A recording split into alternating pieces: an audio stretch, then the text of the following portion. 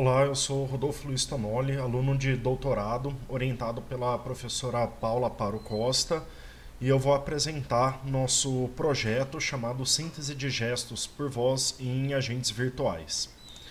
Bom, eu vou começar numa introdução sobre essa área, alguns problemas, comentar nosso objetivo, dois trabalhos relacionados e a proposta de trabalho.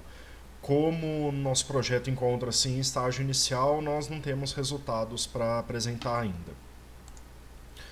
Bom, nós seres humanos modulamos não só a nossa voz, mas também outros elementos não verbais de comunicação, como expressões faciais, postura, gestos, de acordo com nossas emoções ou situação social que a gente se encontra. Então, a hora que a gente está dando uma aula ou está em uma festa com nossos amigos, a gente se comporta de maneira diferente, inconscientemente ou não.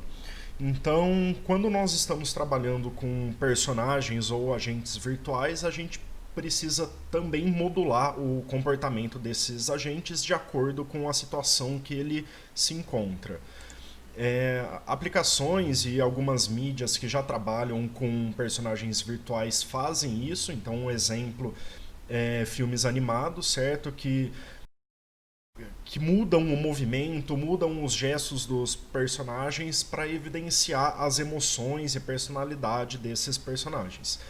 Também engajar a audiência, trazer algum tipo de empatia e conexão com os personagens. Mas uma característica desse tipo de aplicação é que ela tem uma narrativa linear, certo? Ela não tem nenhuma interação com o usuário. Já alguns jogos digitais, essa interação existe, ela é bem limitada, mas essa interação acaba gerando diversas ramificações no enredo, diversos finais possíveis para a narrativa, o que leva a uma quantidade enorme de diálogos possíveis e acaba inviabilizando criar uma animação específica para cada um desses diálogos, seja por um animador criando ou por captura de movimentos.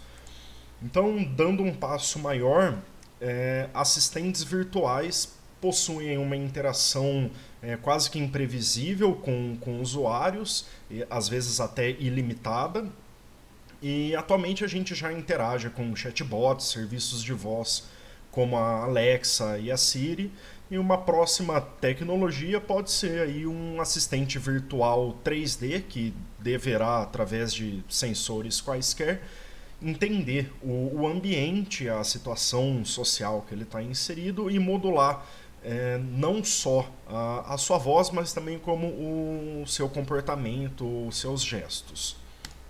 Bom, então atualmente como que os estúdios de animação lidam com esse tipo de problema, né, para animar personagens virtuais?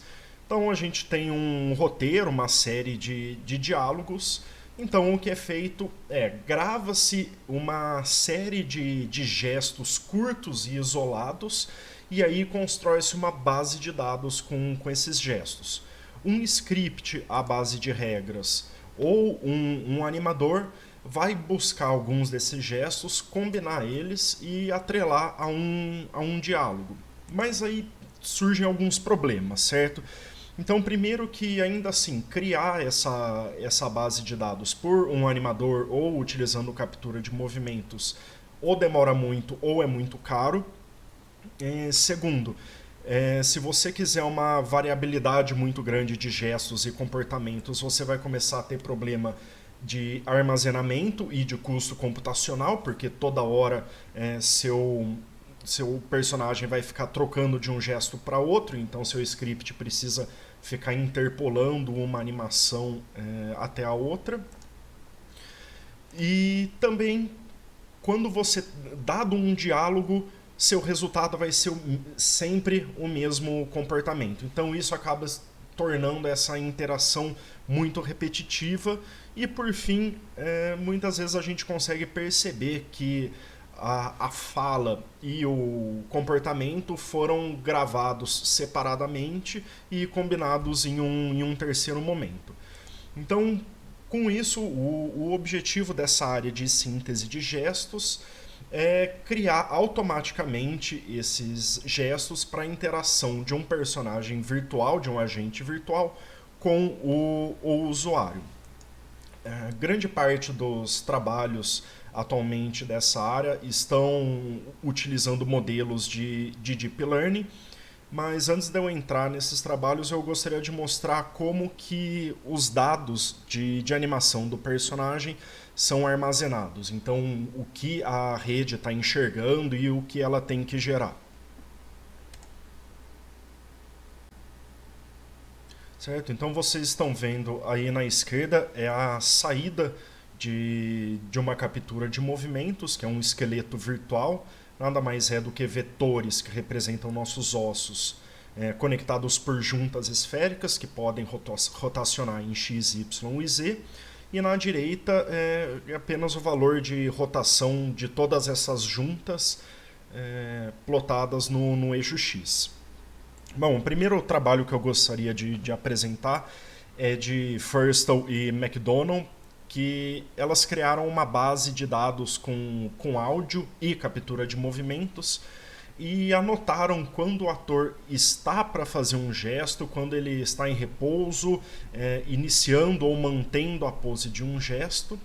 Então, parte desse problema, da solução, é tratado como um problema de classificação, onde o sistema recebe um áudio que nunca viu antes, define se deve começar, terminar ou manter um gesto, e então gera uma pose para um dado frame. Então, o modelo deles é mais ou menos esse da tela, onde eles recebem o áudio, que está destacado em cinza. O gerador, que é uma rede neural, gera poses com base nesse áudio. E aí, como eles têm um modelo de redes adversárias, o discriminador, a parte em azul, tem o papel de avaliar se a pose, o movimento gerado pela primeira rede parece real ou não. Agora eu vou apresentar um resultado.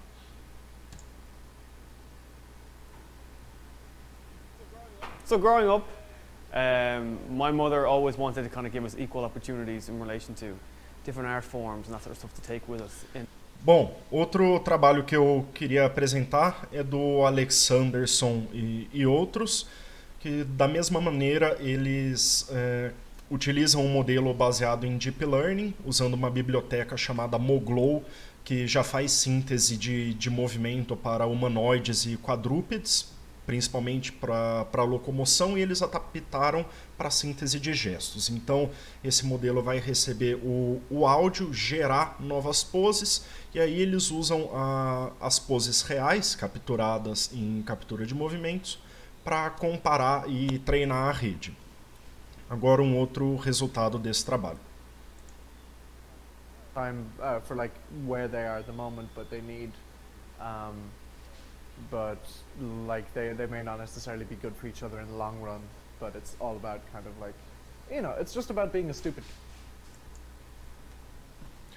Além disso, no trabalho de Alexanderson, eles conseguiram controlar alguns parâmetros do movimento gerado pela rede, o que eles chamaram de controlar o estilo do movimento. E os parâmetros que eles controlaram foram a velocidade do movimento, a simetria do gesto executado entre a mão direita e a mão esquerda e a altura que esse gesto é executado. Então, como que eles fizeram isso? Durante o treinamento da rede, eles passaram de entrada para o modelo deles o valor desse parâmetro, calculado com base nos dados reais da captura de movimento, e depois, na hora de gerar um movimento a partir de um áudio que a rede nunca viu antes, eles passam o valor desse parâmetro. E aí eles conseguem controlar o que eles chamaram de estilo do movimento. Então, nossa proposta de trabalho é desenvolver um protocolo de captura de movimentos e realizar a captura de movimentos quando possível, para a gente conseguir gerar um movimento expressivo do personagem virtual. Então, ao invés de controlar esses parâmetros como velocidade, altura dos gestos, o que a gente queria é controlar a emoção ou a situação social que o personagem está experimentando.